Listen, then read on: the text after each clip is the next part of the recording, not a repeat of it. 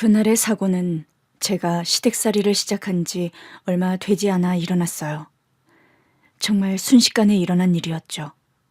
제가 들고 있던 목욕 바구니가 공중으로 붕 떴고 제 몸도 그 방향으로 뚝 떨어졌어요. 어떤 힘으로 제가 던져진 거였는데 넘어진 뒤 앓는 소리를 내며 몸을 일으켰을 때 사람들이 우르르 나와 비명을 질렀고 시어머니는 트럭에 치여 쓰러져 계셨어요. 어머니! 시댁의 합가에서 산 건 처음이라 여러모로 불편하고 어려울 때였어요. 남편이 장남인데다 시어머니께서 혼자가 되시면서 시집살이를 자처했는데 시어머니는 워낙 말씀도 없으시고 표정도 없는 분이셨어요. 그래서 도통 말을 걸기도 힘든 분이었죠. 시댁에서 산 지 1년 가까이 됐는데도 시어머니와 나눈 대화가 거의 없을 정도였어요. 저한테 이거 해라 저거 해라 하시는 게 다였고 제가 실수를 하면 입을 꾹 다무셨는데 잔소리 하시는 것보다 그게 더 무섭더라고요. 그날은 돌아보면 참 희한해요. 남편이 지방으로 출장을 간 날이었고 시누이랑 시동생은 인근에 살지 않으니 원래도 왕래가 잦지 않았고요. 그날 시어머니랑 종일 둘이 있을 생각에 오금이 다 저리더라고요. 우리 애들도 학원 갔다가 오면 밤늦게나 오던 때라 더 그랬어요. 점심때까지는 평소와 크게 다를 것 없이 있었는데 시어머니께서 갑자기 목욕을 가자고 하시더라고요. 저랑 둘이요? 그럼 출장 간 큰애 데려다가 셋이 갈까? 아니요, 그건 안 되죠. 돌아보면 시어머니께서 저에게 처음으로 농담을 하신 순간이 아니었나 싶어요. 나중에서야 알게 된 거지만 시어머니는 낯을 많이 가리는 분이었어요. 젊을 때는 말도 없고 의문스럽다며 구박도 많이 받았다고 하시더라고요. 맏며느리인 저에게도 매일 보며 산 지 1년 가까이 돼서야 농담 한마디를 하셨던 건데 제가 너무 화들짝 놀랐던 거 있죠. 목욕을 마치고 나오니 저녁 되더라고요. 밥을 안 쳐놓고 나올 걸 그랬어요. 어머니 시장하시죠? 짜장면이나 먹고 들어가자.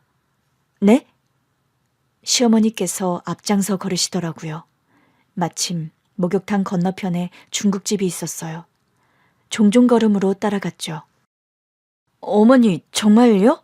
우리 진짜 짜장면 먹고 가요? 뭐 대단한 거 먹겠다는 것도 아닌데 그렇게 좋아? 시집 와서 처음 외식하는 것 같아서요. 그러게, 그동안은 왜 안 했는데? 어머님이 안 좋아하실까 봐요. 나 바깥 음식 좋아한다. 평생 네 시아버지 밥 차리는데 이골이 난 사람이야. 정말요? 그럼 종종 외식해도 돼요? 안 될 건 뭐니? 시어머니의 의외의 모습을 보고 나니 마음이 놓여서 자꾸 제잘제잘 떠들게 되더라고요. 시어머니는 제가 아무리 떠들어도 조용히 하라는 둥 하는 말씀도 안 하셨어요. 가만히 들으시다가 조금씩 웃기도 하시더라고요. 아마 신랑도 없이 시어머니랑 덜렁 집에 남은 어린 며느리가 안쓰러우셨던 게 아닌가 싶어요. 목욕도 하고 짜장면도 먹은 뒤 기분 좋게 가게를 나선 그때였어요. 그 일은 정말 순식간에 일어났어요. 놀라서 시어머니께 다가갔을 때 시어머니는 의식이 전혀 없으셨어요. 주변에 피도 흥건해서 저는 정말이지 자지러지게 울었어요. 시어머니를 태운 구급차를 타고 같이 병원으로 가는 내내 온몸이 떨리더라고요. 시어머니의 의식이 돌아오지 않았거든요. 남편과 겨우 연락이 됐을 때 시어머니는 수술실에 들어가 계셨어요.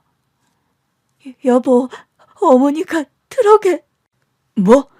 아니, 이게 무슨 일이야? 어머니랑 목욕탕 갔다가 짜장면 먹고 나오는데 트럭이 달려왔나 봐. 본 사람이 있더라고. 근데 어머니가 트럭이 빠르게 달려오니까 나만 밀어버리고 본인은 차마 못 피하셨나 봐. 나는 트럭이 달려오는 줄도 몰랐어. 그것도 모르고 어머니 옆에서 수다만 떨고 있었어. 여보, 진정해. 괜찮아. 내가 지금 갈게. 진정하고 기다리고 있어. 여보, 무서워. 문제는 수술을 받고 나온 시어머니의 몰골이 말이 아니었다는 거였죠. 선생님, 우리 어머니 팔은 어디 갔어요? 괴사가 심해서 잘라낼 수밖에 없었습니다. 네? 얼마나 놀랐던지 그 자리에서 기절까지 하고 말았죠. 시어머니는 그 사고로 팔 하나를 잃으셨고 다리 한쪽도 불구가 되셨어요. 남편도 도착하자마자 얘기를 듣고는 아연실색하더라고요. 여보, 어떡하면 좋아? 나만 멀쩡해. 무슨 소리야. 당신이라도 멀쩡해야지. 어머니만 다치고. 어머니가 다친 건 슬프지만 당신이 안 다친 건 천만다행인 거야. 당신이 자책할 일이 아니야. 아무리 그래도 저에게는 견디기 힘든 상황이었어요. 몇 시간 뒤 의식이 돌아온 시어머니는 자신의 상태를 의연하게 받아들이셨어요. 애들 다 키워놓고 이렇게 돼서 천만다행이구나.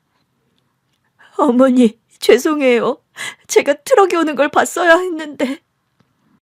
그 트럭 운전사 분명 술에 취해 있었을 거야. 맞아요. 낯설하고 운전했대요. 저 아랫집 아들 트럭이더라고. 어떻게 하셨어요? 보면 알지. 그놈이 주종뱅이거든. 나라도 봐서 얼마나 다행이니. 젊은 너까지 치였으면 나는 못 견뎠을 거다. 어머니, 죄송해요. 네가 뭐가 죄송해. 내가 몸이 더 빠르지 못해서 나까지 못 피한 것뿐이야. 그래도 네가 내 뒤쪽에 있었던 게 천만다행이지. 그때부터 저는 결심했어요. 시어머니의 수족이 되드리겠다고요. 시어머니는 한동안은 좀 우울해 보이셨는데 그래도 잘 회복해 나가기 시작하셨어요. 시누이도 자주 와서 어머니의 말동무가 되어주었고 시동생도 전역하고 돌아오면서 시어머니를 많이 위로해드렸고요. 그러나 시어머니는 자식들은 오히려 더 귀찮아 하시더라고요. 다들 그만하고 가서 너희들 할 일이나 하라고 하셔서 결국 자식들은 멋쩍게 자기 자리로 돌아갔어요. 그래서 제가 시어머니께 물어봤죠. 어머니, 그래도 아가씨랑 도련님한테 너무하신 거 아니에요? 어머니 생각해서 와 있는 건데. 됐어. 쟤들 오면 너만 더 신경 쓰이잖아. 나 위로한답시고 와 있으면 밥 차려줘야지. 나도 신경 써야지. 네 일만 배가 되잖니. 그래도 저보다는 자식들이 더 좋으실 거 아니에요. 어차피 나가 살 애들인데 내 옆에 있는다고 내 팔이 돌아오니 다리가 낫니. 그냥 가서 할 일들 하라고 해. 이 집 사는 사람 귀찮게 하지 말고. 시어머니는 몸이 다친 후로는 특히 자기 자식들보다 본인을 모시고 사는 제 편을 많이 들어주셨어요. 그래서 더 시어머니의 일거수일투족을 다 돌보고 싶었던 것도 같아요. 물론 그러다가 저도 혼이 나긴 했어요. 아가, 내가 혼자 할 수 있는 건 하게끔 해줘야지. 변소 정도는 나 혼자 갈 수 있어. 그래도 불편하시잖아요. 그러다 넘어지기라도 하시면 큰일 나요. 네 남편이 변기 옆에 붙잡는 것도 다 설치해줬잖니. 나도 연습을 해야 내 몸을 내가 가누고 살지. 제가 다 해드릴 거예요. 어허, 네 몸이 10개도 아니고 나도 내 나름의 요령을 익혀야 할 거 아니야. 넌 한창 애들도 키워야 하고. 대신 혼자 못하는 건 절대 혼자 하시면 안 돼요. 그러다 넘어져서 더 심하게 다치시면 그때는 제가 24시간 내내 업고 다닐 거예요. 아유, 징그러워. 내가 더 건강해지고 말겠다. 제가 다 해드린다고 했는데도 시어머니는 스스로 하려고 참 많이 노력하셨어요. 저는 다 해드리고 싶은데 시어머니 마음은 또 그게 아니셨나 봐요. 시어머니는 몸이 성하지 않으신데도 전처럼 애들 밥도 챙겨주시고 할 수 있는 집안일도 하려고 하셨어요. 제가 위험하다고 하지 말라고 해도 본인 집이라고 내 손주들이라며 당연히 해야 한다고 하시더라고요. 그 사고는 시어머니의 몸을 망가뜨렸지만 결과적으로 우리 고부 사이는 더 가까워졌어요. 물론 그 사고가 아니었다고 해도 더 가까워졌을 것 같아서 술 취한 채 트럭을 몬 그 사람이 참 원망스러워요. 우리 가족뿐 아니라 동네 사람들도 다 그 집을 못마땅하게 생각했는데 결국 몇 년 안 가 동네를 떠나더라고요. 그 집이 이사 가던 날 시어머니께서 그러셨어요. 이제야 알터니가 빠진 것 같다. 어머니도 불편하셨죠? 만약에 너까지 다쳤으면 그 집 옆편네 머리채라도 잡았을 거야. 시어머니께서 그렇게 험한 말씀 하시는 건 또 처음 들었잖아요. 그렇게 지극정성으로 시어머니를 모시고 사니 남편도 저를 참 아껴줬어요. 난 참 복이 많은 놈인 것 같아. 갑자기? 당신이 이렇게 떡두꺼비 같은 자식들도 낳아주고 우리 어머니도 모셔주고 당신 기억나? 내가 홀어머니의 장남이라고 우물쭈물하니까 당신이 나더러 그럼 우리가 모시고 살아야겠네요.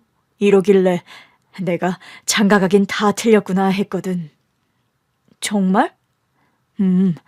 내가 그래서 맞선을 여러 번 퇴짜 맞았으니까. 근데 당신이 그러는 거야. 그럼 그렇게 하면 되죠.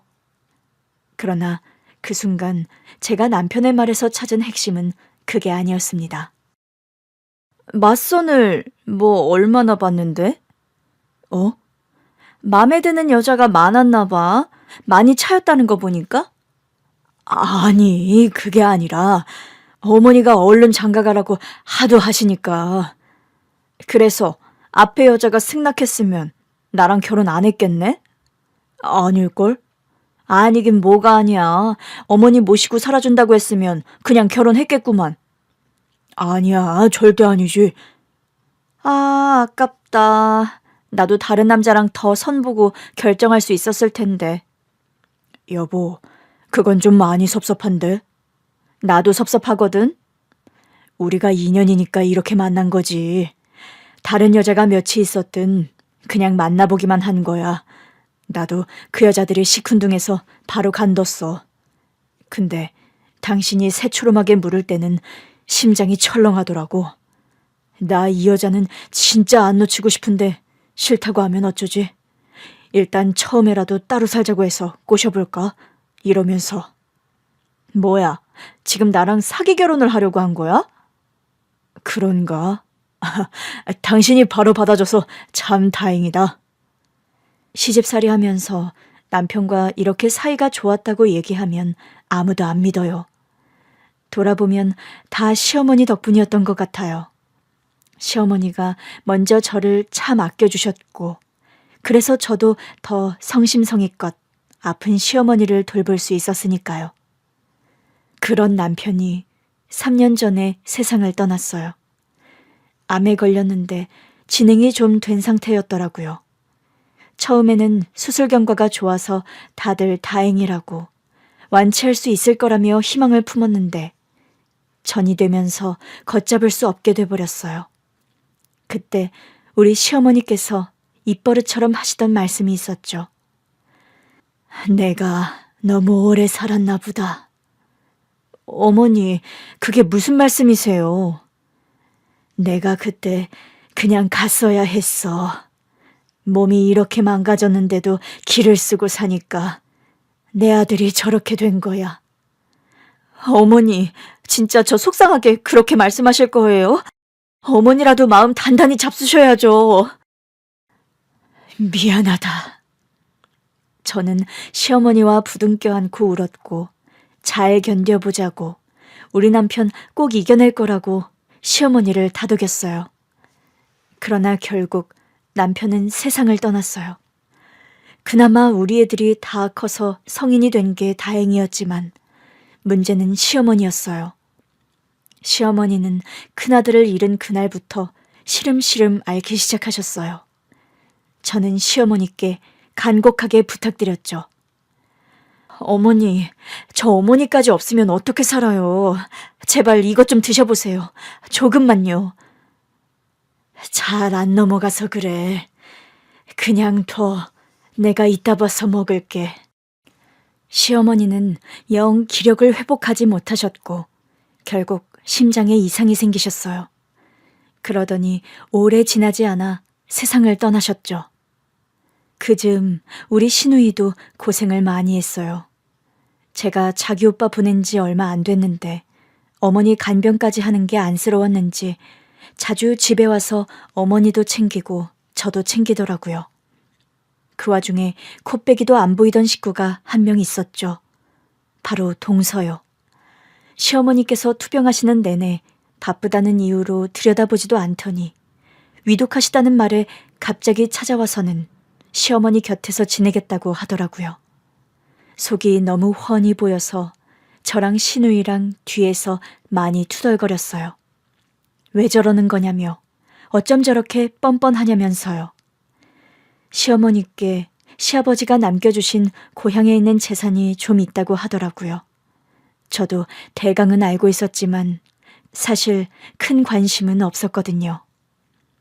그런데 시어머니께서는 동서에게 전 재산을 물려주고 돌아가셨어요.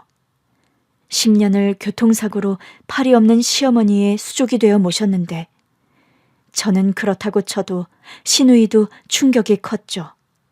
대체 이게 무슨 일이냐고 동서의 작전이 먹힌 거냐며 시누이가 노발대발했지만 동서가 내민 증여계약서로 인해 누구도 토를 달지 못했어요. 그건 분명 시어머니께서 동서에게 주신 증여계약서였습니다. 그러던 어느 날이었어요. 세무서에서 연락을 받았어요. 땡땡 세무소입니다. 와주셔야겠는데요. 영문도 모른 채 땡땡 세무소에 도착했는데 세무사가 말했어요. 아무래도 문제가 있는 것 같습니다. 문제라니요? 그 세무서는 우리 가족이 시어머니 유산상속 관련 세무일을 맡긴 곳이었어요. 지금은 고인이 된 남편 친구가 운영하는 세무서여서 믿고 맡긴 곳이었죠. 서류가 좀 이상해요. 세무사가 이상한 점을 설명해 주는데 정말이지 경악할 일이 눈앞에 펼쳐졌어요. 이 서류가 이상하다는 거죠? 네, 이 서류가 존재하려면 애초에 이 계약 문서가 없어야 하는데 이건 전에 시어머니께서 저한테 도장만 찍으라고 하셔서 찍었던 건데 그 땅이 바로 동서분이 증여받았다는 그 시골 땅이에요. 네? 그 땅은 지금 30억 정도 가치가 있는 거로 알고 있는데요. 제가 도장 찍은 땅은 그 정도 가치가 있는 땅이라고 들었어요. 누가 그러던가요? 당연히 저희 시어머니시죠. 시어머니께서 시골에 자투리 땅이 있는데 그동안 제가 시어머니 모시느라 고생했다고 이 땅은 저한테 미리 주시겠다고 하시더라고요.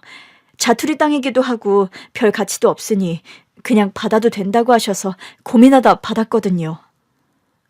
언제 주신 거예요? 돌아가시기 한두 달 전이었던 걸로 기억해요. 갑자기 부르시더니 도장을 찍으라고 하셨어요. 제가 이게 뭐냐고 물어보니까 시어머니께서 그렇게 말씀해 주셨어요. 별 땅 아니라고. 다른 자식들한테는 말할 것도 없다고요.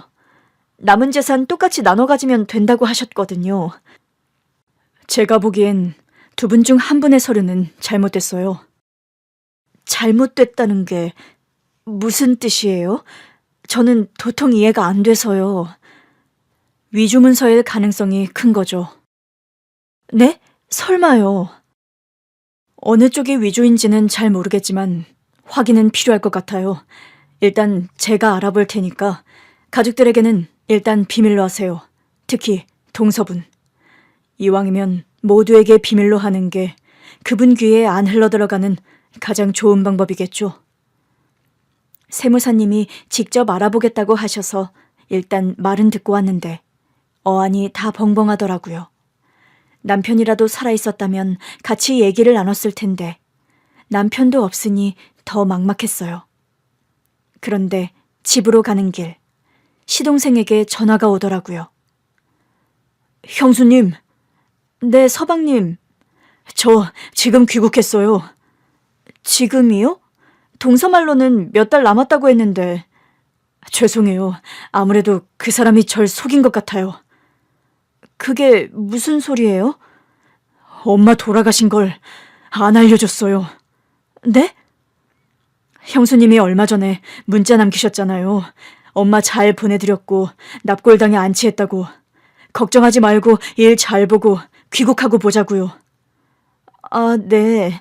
동서가 다 전했다고는 하는데 너무 연락이 없는 게 좀 이상하기도 하고 그래도 뭐라도 알려드려야 할 것 같더라고요.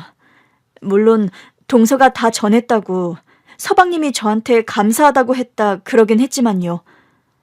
전혀 몰랐어요. 집사람한테 엄마 위독하면 바로 연락달라고 바로 귀국하겠다고 했었는데. 그게 정말이에요? 동서말로는 서방님 일정상 도저히 장례를 치를 수 없다고 했는데. 아니에요. 저한테 어머니가 좀 아프시다고만 했지 위독하시다고는 전혀 얘기를 안 했어요.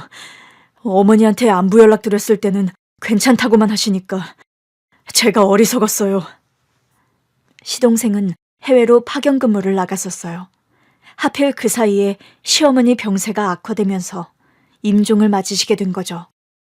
어쩐지 좀 이상하다 했어요. 솔직히 부모가 돌아가셨는데 좀 너무한 거 아닌가 싶었지만 동서가 서방님이랑 소통하고 있다는데 제가 나서기도 좀 그렇더라고요. 형수님으로선 그러셨겠죠.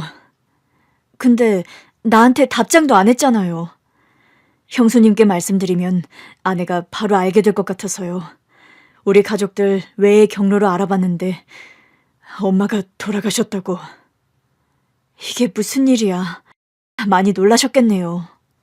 네, 그래서 급히 파견일 정리하고 오느라 시간이 좀 걸렸어요. 형수님, 제가 지금 대구로 가도 될까요? 동서는 모르는 거예요? 네, 몰라요. 일단 오세요. 시동생이 오겠다는 우리 집은 시어머니의 집이기도 했어요. 그 자식들이 못 올 이유가 없는 곳이었죠. 저는 막 귀국했다는 시동생을 위해 밥도 하고 급한 대로 반찬도 만들었어요. 오랜만에 본 시동생 얼굴이 헬쑥하더라고요. 살이 왜 이렇게 빠졌어요? 며칠간 제대로 잠도 못 자고 먹지도 못해서요. 충격이 심해서 그랬나 봐요. 그냥 안 넘어가고 잠도 안 오고 그러더라고요. 일단 밥 좀 먹어요. 이거 어머니가 담그신 김치. 아, 엄마 김치. 시동생이 시어머니 김치를 보더니 갑자기 눈물을 터뜨리더라고요. 형수님, 정말 죄송합니다. 너무너무 죄송해요. 서방님이 뭐가요? 아무래도 집사람이 사고를 크게 친 것 같아요. 네? 아내 때문에 집안이 풍비박산 날 뻔했어요. 서방님, 도대체 뭘 알아내신 거예요? 제가 아무래도 아내가 이상해서 파견 근무 정리하면서 뒤를 좀 캐봤어요. 근데 이상한 계약을 했더라고. 어떤 계약이요? 저도 처음에는 무슨 업체인지를 모르겠길래 찾아봤는데 문서 위조해주는 업체더라고요. 아내가 입금한 내역도 확보했고요. 문서 위조요? 어떤 문서인지도 확인했어요? 아내가 보통 늘 같은 아이디랑 비밀번호를 쓰거든요. 넣어보니까 이번에도 맞더라고요. 보니까 아무래도. 설마 증여 계약서예요? 제 말에 시동생이 화들짝 놀라더라고요. 형수님, 그걸 어떻게 하셨어요? 사실 저도 세무사한테 연락받고 다녀오던 길이에요. 세무사가 문서에 문제가 있는 것 같다고 하면서 위조된 문서가 있는 것 같다고 하더라고요. 정말요? 네, 사실 어머니께서 생전에 저한테 도장을 찍으라고 하신 적이 있어요. 시골에 있는 자투리 땅인데 가치도 별거 없어서 그냥 저더러 가지라고 하시더라고요.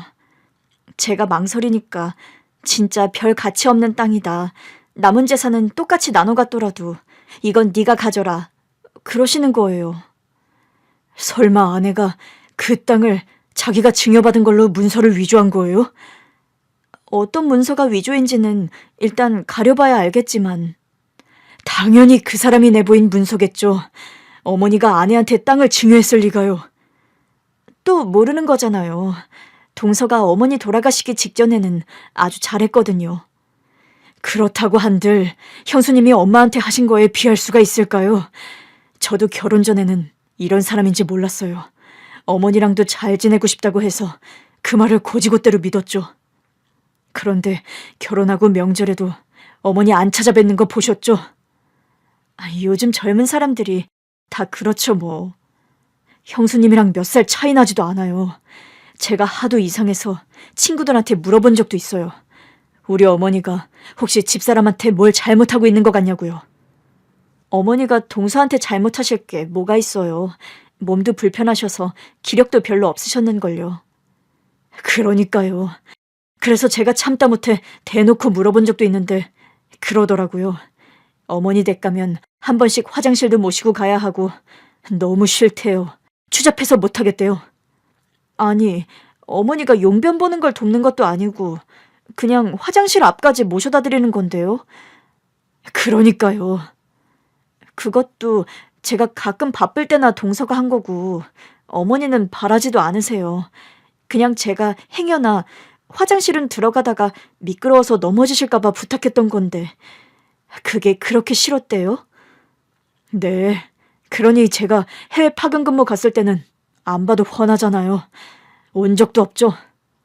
위독하시다고 하니까 그때는 자주 왔었어요. 안 봐도 훤하죠. 그런 문서를 위조할 생각이었으니 어머니한테 자기가 땅을 증여받은 근거가 있다고 우기려고 했겠죠. 사실 동서가 증여계약서 들고 왔을 때 저랑 아가씨도 당황하긴 했어요. 아무리 돌아가시기 직전에 자주 왔다고는 해도 어머니가 땅을 증여하셨다니, 그것도 무려 지금 30억 가치가 있는 그 땅을요. 어머니라면 분명 형수님께 드렸을 거예요. 어머니가 형수님을 얼마나 아끼셨는데요. 심지어는 자식들인 우리보다 아끼셨어요. 형 돌아가시고 나서도 우리한테 잘하라고 얼마나 신신당부를 하셨는데요. 그리고 저한테는 말씀하신 적 있어요. 무슨 말씀이요? 형수한테 따로 땅을 좀 줄까 하신다고요. 정말요? 네. 형도 없는데 형수가 애들 키우고 살려면 재산을 더 갖는 게 맞다고. 우리가 동의 안 해도 주실 거라고 하셨어요. 저는 찬성했고요. 어차피 어머니 재산인데 제가 이래라 저래라 할 수도 없는 거고요. 무엇보다 저는 형수님이 갖는 게 당연하다고 생각해요. 당연한 건 아니죠. 적어도요. 제 아내가 갖는 건 진짜 아니라는 거죠. 이건 정말 말이 안 돼요. 일단 세무사도 알아보겠다고는 했는데 서방님이 증거가 있다고 하니 확인해보는 게 좋겠네요. 근데 동서한테는 어떻게 하시려고요? 일단 비밀로 할 거예요. 어차피 그 위조 문서로는 증여 못 받으니까요. 법적인 책임을 지게 될 텐데 이제라도 말해서 스스로 돌이킬 기회를 주는 건 어떨까요? 그러나 시동생 표정이 어둡더라고요. 안 내키세요? 사실 저 해외 파견 근무 간 거 제가 신청해서 간 거예요. 제가 생각이 짧았죠. 형 돌아가시고 형수님 혼자 엄마 보고 있는 거 알면서도 제가 그 사람 때문에 너무 스트레스를 받아서 견딜 수 없었어요. 좀 떨어져 지내고 싶더라고요. 무슨 일인데요? 동서가 어머니도 안 보려고 하는 것 때문에요? 그 정도면 다행이게요. 늘 술에 취해서는 집에 늦게 들어오지. 자기는 딩크족이라면서 제 의사랑 별개로 아이도 안 낳겠다고 하지. 분명 결혼 전에는 아이를 낳겠다고 했었거든요. 그런데 결혼하고 1년도 안 돼서 사실 자기는 딩크족이라면서 아이 생각이 없다고 하더라고요. 그래서 아이를 안 낳으셨던 거예요? 어머니가 참 걱정 많이 하셨는데 말씀도 못 하시고. 우리 엄마 성격에 그럴만 하죠. 속으로만 앓으셨을 거예요. 맞아요.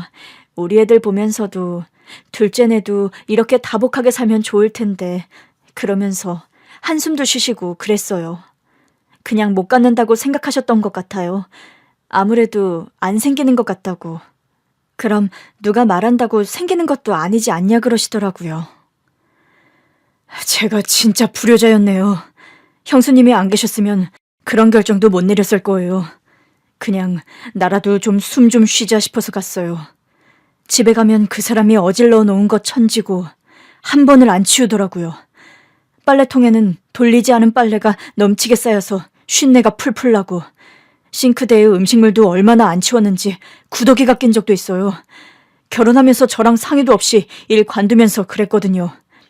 이제부터 살림은 자기가 다 할 테니까 저더러 나가서 돈만 잘 벌어오라고요.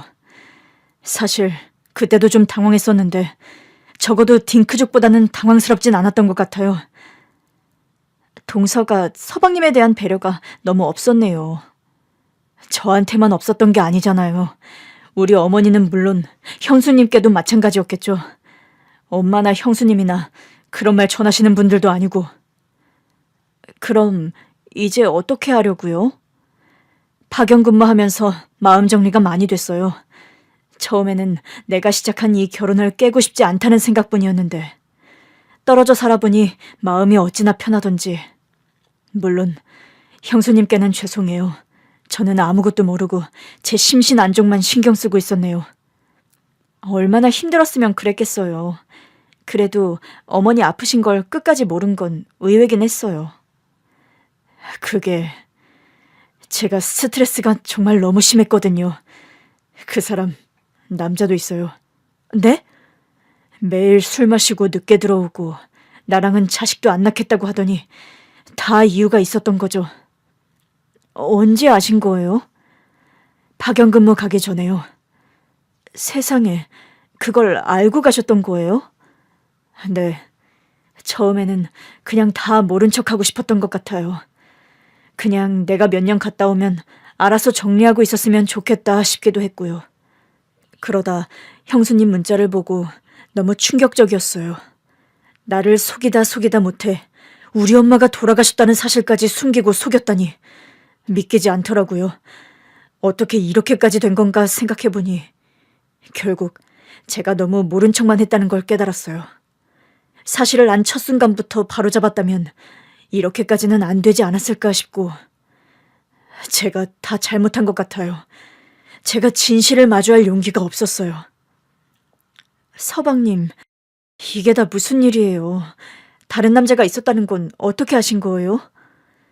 저 잘 때 나가서 통화하는 소리를 들었는데 심상치가 않더라고요. 그러다 한 번은 식탁 위에 놓인 휴대폰 액정에 메시지가 뜨는데 자기야 사랑해, 보고 싶어, 그런 메시지더라고요. 아무래도 확인은 해야 할 것 같아서 뒤를 밟아왔는데 역시나 남자랑 만나더라고요. 그냥 남자랑 만난다고 진짜 바람은 아닐 수도 있잖아요. 물론 그런 메시지를 주고받는 사람이 있다면 정서적 바람이긴 하겠지만 모텔로 들어가더라고요. 한두 번이 아니었어요. 내가 그 남자를 만나볼까도 했는데 차마 못했어요. 그런데 왜 나랑 이혼을 안 하는 걸까? 그래도 내가 벌이가 더 나은가 싶기도 하고. 좀 지나면 정리하려나. 그럼 그냥 모른 척 할까? 그래도 이혼해서 가족들한테 걱정 끼치는 것보단 낫지 않을까 싶고. 그렇게 힘든 일이 있었으면 우리한테 말을 했어야죠. 형수님은 팔 없는 우리 엄마 수족처럼 사시고 형도 아팠잖아요.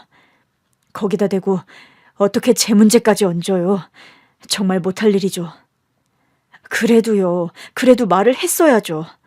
어머니는 그것도 모르고 걱정만 하다 돌아가셨잖아요. 이렇게 빨리 돌아가실 줄 몰랐죠. 아무래도 안 되겠어요. 우리 아가씨도 불러서 같이 얘기해요. 형수님, 걔는 안 돼요. 걔는 성미가 급해서 바로 우리 집 사람한테 달려가고도 남을 거예요. 일단 위조 문서가 확실해지면 그때 다 같이 공유하는 게 좋을 것 같아요. 시동생은 당분간 호텔에서 지내겠다고 하더라고요. 그러지 말고 우리 집에 있으라고 했지만 저 고생한다며 기어이 호텔로 갔어요. 그런데 잘한 선택이었던 것 같아요. 시동생이 귀국한 다음 날 동서가 불쑥 우리 집에 왔더라고요. 형님, 우리 재산 정리 언제 해요? 지금 하고 있잖아. 아니, 형님이 아는 세무사한테 맡긴다고 해서 일단 기다리고는 있는데 영 느린 것 같아서요. 뭐가 그렇게 급해. 누가 보면 재산 얼른 받아서 도망이라도 가고 싶은 줄 알겠다. 형님도 무슨 그런 말씀을.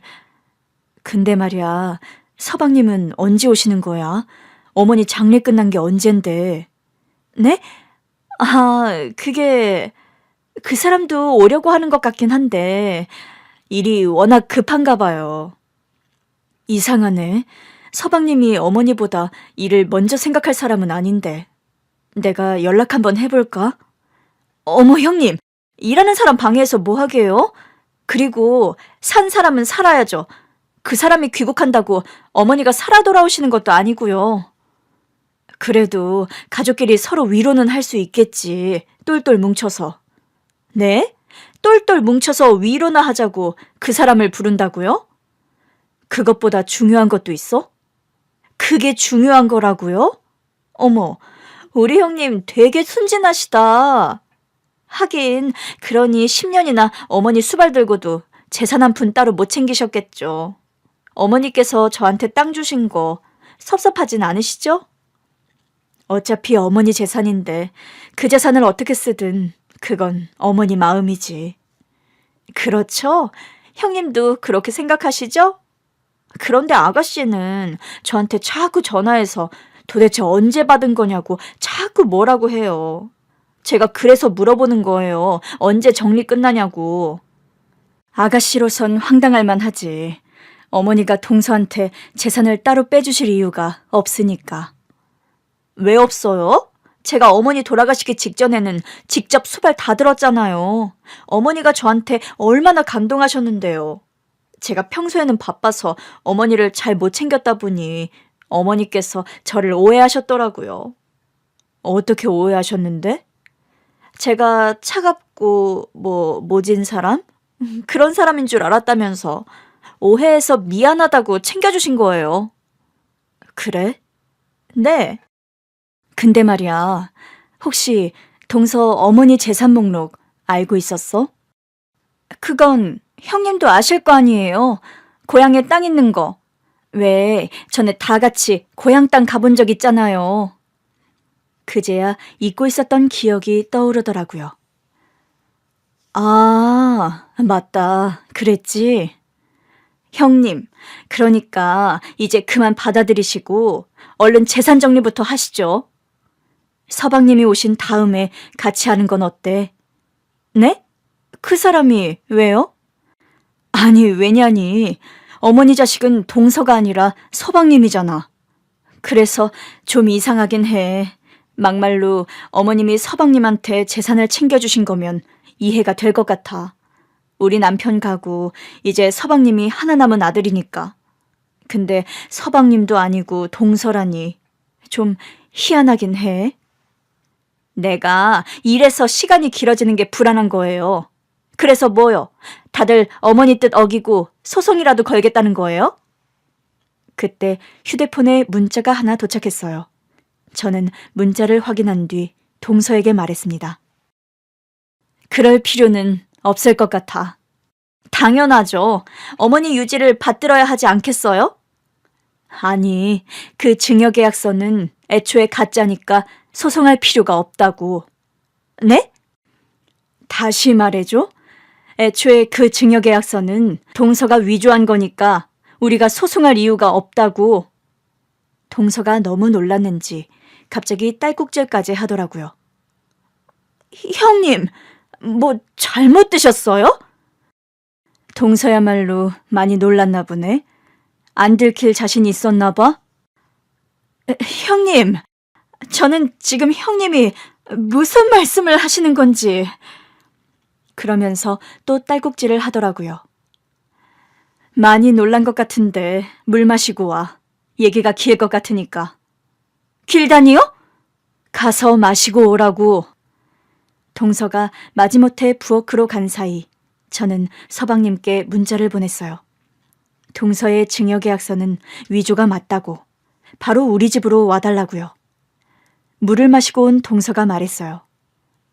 형님, 무슨 오해가 있으신 것 같아요. 무슨 근거로 그러시는지 모르겠는데. 그래, 서방님이 그러시더라고. 그 업체가 아주 감쪽같기로 유명하다며. 업체라니요? 시치미를 떼던 동서가 한 발 늦게 놀라서 물었어요. 지금 뭐라고 하셨어요? 서방님? 우리 남편이요? 그때였어요. 시동생이 바로 도착하더라고요. 서방님, 어떻게 이렇게 빨리 오셨어요? 형수님 뵈러 오던 중이었어요. 한우랑 이것저것 좀 사서요. 형수님도 저 못지않게 헬쑥해지셨거든요. 자기 남편을 본 동서의 눈이 튀어나올 듯했어요. 당신 언제 들어왔어? 얼마 안 됐어. 나한테는 말 없었잖아. 왜? 내가 당신이 그놈이랑 내 안방, 내 침대에서 뒹구는 걸 보기라도 했을까 봐. 뭐? 그 남자랑 내 집에서 나오더라. 아, 보고 싶어서 본 건 아니고 오늘 아침에 혹시 당신이 집에 없으면 집에 들러서 챙겨올 게 있어서 갔었어. 근데 그 남자랑 아침 일찍부터 내 집에서 나와서 어딜 가더라고. 그걸 봤다고? 근데 왜 이렇게 덤덤하게 말해?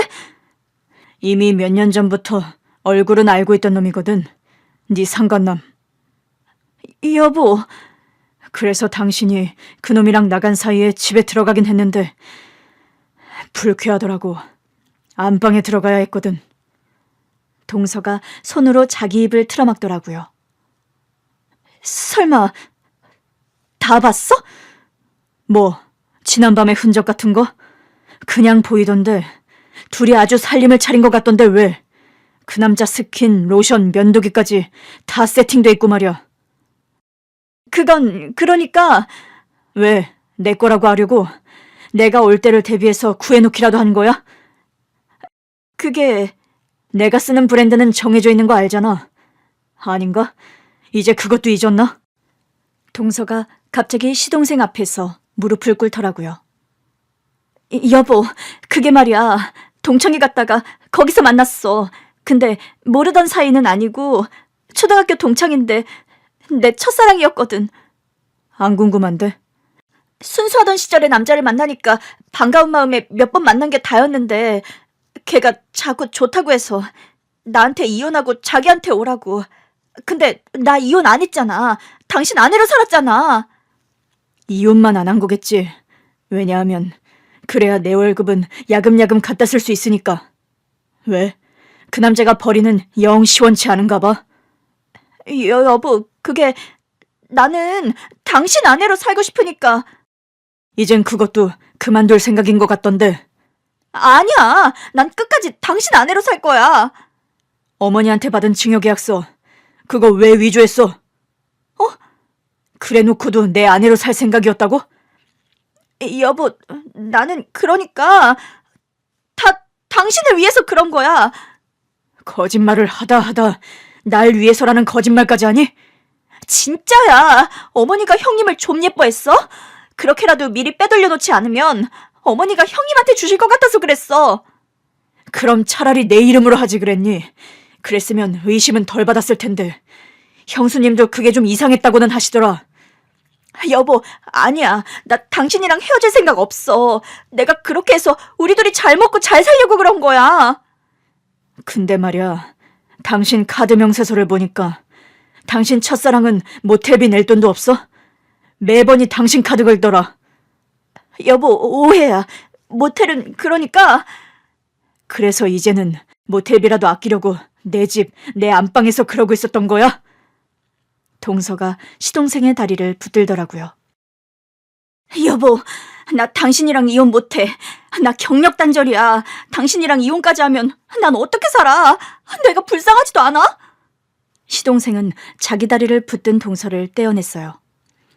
불쌍한 건 나지. 너 같은 여자랑 이혼하는 게 힘들어서 지금껏 그 모든 걸 참고 살다가 이 꼴을 보고 있는데 우리 어머니 재산까지 노리고 사문서를 위조해? 내가 정말 이 꼴까지 보게 될 줄 어떻게 알았겠어.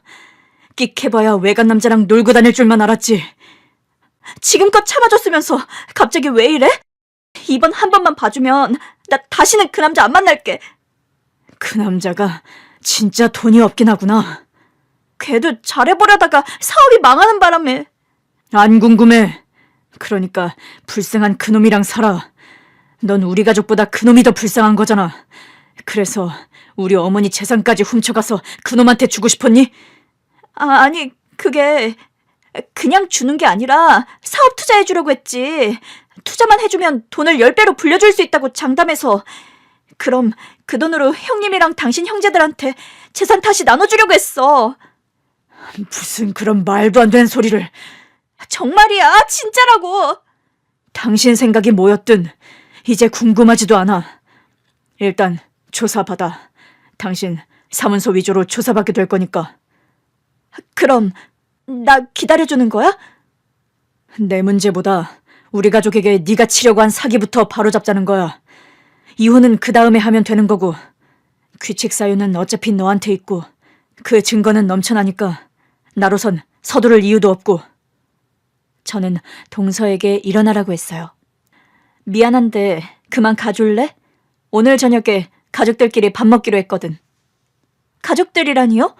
저 빼고요? 서방님이 생각보다 일찍 오셔서 놀랐는데 이렇게 마주치길 잘했다 싶기도 하네. 그러니까 왜 연락도 없이 불쓰고고 그래? 형님, 저도 이 집 식구예요. 저 아직 이혼 안 당했다고요. 오늘 모여서 동서의 증여계약서 위조에 대해서도 다 얘기할 건데 그 자리에 있을 자신 있어? 아가씨가 가만두지 않을 것 같은데. 동서는 그 길로 주랭랑을 쳤어요. 신발도 제대로 못 신고 도망가는 모습을 보는데 걱정스럽더라고요. 서방님, 저러다 조사도 안 받고 멀리 도망치면 어쩌죠? 저는 그냥 저 여자가 눈앞에서 좀 사라졌으면 좋겠어요. 어차피 우리 어머니 재산은 못 들고 튀었잖아요. 그래도 그렇게 끝낼 순 없죠. 동서가 서방님한테 준 상처가 얼만데. 상처고 뭐고 진짜 2번 다시 보고 싶지도 않아요. 이혼 소송은 변호사 통해서 하면 되니까 좀 괜찮겠죠? 저도 도울게요. 그날 밤 모든 사실을 알게 된 신우이는 그 길로 동서의 머리채를 뜯어놓겠다며 집을 뛰쳐나갔어요. 다음날 신우이가 씩씩거리면서 다시 와서는 주머니에서 머리카락 2움큼을 꺼내더라고요. 언니, 제가 다 뽑았어요. 어머나, 그 정도면 원형 탈모 수준 아니에요? 일부러 남들도 다 보라고 정수리로 뽑았어요. 그 정도면 충분히 잘 보이겠네요. 세상 창피한 줄 알아야지. 우리 오빠 속 썩인 것도 모자라 우리 엄마 재산을 탐내? 진짜 미친 거 아니에요? 그러니까요. 서방님한테 그런 상처가 있는 줄도 모르고 어머님 장례 끝나고도 서방님이 너무 안 온다고 섭섭해하기만 했어요. 그러니까요. 저도 그랬는데. 스트레스가 심했나 봐요. 지금도 그런 것 같고요. 저도 어떻게든 도울 거예요. 그 나쁜 여자를.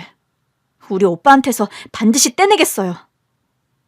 근데요, 아가씨. 아가씨가 어제 동서 잡는다고 뛰어나가는 바람에 다 얘기 못한 게 있는데 어머니가 저한테 미리 상속해 주신 땅이요. 언니, 그건 언니랑 우리 조카목 맞아요. 그렇다기엔 지금 그 땅 값어치가 30억이에요. 엄마가 그걸 모르고 주셨을까 봐요? 언니가 받으세요. 그래도 돈이 너무 많잖아요. 똑같이 나누는 게 가장 좋을 것 같아요. 엄마가 벌써 토지 계약서까지 주셨다면서요. 그렇긴 한데 언니, 저도 그렇고 오빠도 안 들어도 뻔할 것 같은데 언니한테 드리는 거 하나도 안 아까워요. 우리 중에 엄마 재산을 관리할 만한 사람은 언니죠. 언니한테 자격이 있다는 뜻이에요. 아가씨, 언니가 받으시고 지금처럼 저희 잘 돌봐주세요. 저 엄마 돌아가신 뒤로 명절에 갈 때 친정이 없을까 봐 허전해요. 친정이 왜 없어요? 여기가 아가씨 친정인데? 그러니까요. 그냥 엄마 뜻 받들어서 언니가 받으시고 영원히 제 올케 언니 해주세요. 그 재산 안 주셔도 그건 하죠. 그럼 됐어요. 저는 불만 없으니까 더는 그 얘기 하지 마세요. 혹시 오빠하고도 얘기해 보셨어요? 오빠도 상관없다고 하죠? 그러시긴 했는데 언니가 엄마 재산을 받는 거로 우리 엄마 대신이 되는 거죠. 그렇다면 저는 좋아요. 팔 없는 우리 엄마, 10년을 기꺼이 수발한 우리 언니. 저 진짜 존경하고 사랑해요.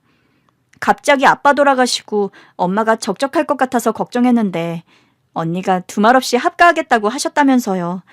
우리가 맞으니까 모시자고.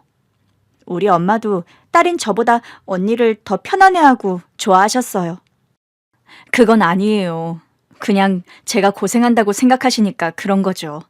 어떻게 내 배 아파 낳은 자식에 비하겠어요? 엄마가 입에 달고 살았던 말이 언니한테는 뭘 해줘도 아깝지 않다는 말이었어요. 언니한테는 다 해줄 수 있다고. 전 재산을 다 줘도 더 주고 싶은 며느리라고요.